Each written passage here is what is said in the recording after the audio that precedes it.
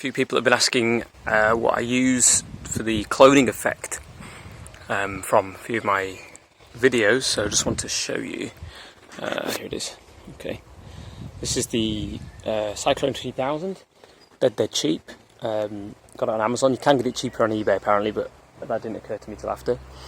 I was pretty skeptical at first. It does basically look like a really cheap IKEA wardrobe with a load of sellotape stuck on it, and the buttons, I don't know what's going on there. I thought it was pretty dull. I thought it was a bit fraud, but anyway, it works. So I'll talk you through the setup and how it works. I'll show you inside.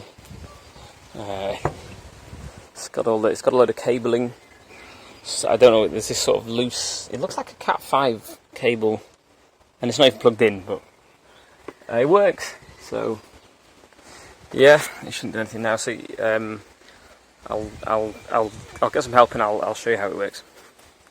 You start with the on switch, green button here. Simply walk in, walk straight through the other end, no waiting. And then there's the mouse.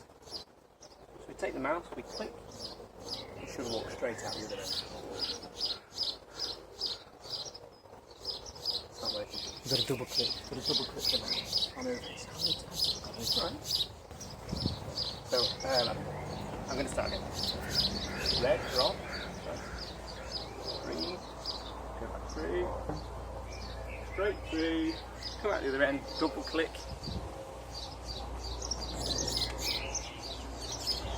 Here it comes.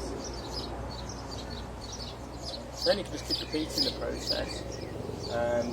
There is a way of making more than one come out in one go, but I just walk through, it's just easy. It's very important to turn off first. Back off again. Straight in, straight out, no messing around. Double click on the mouse. We have another one. That's how it works. Yeah, I'll show you around inside.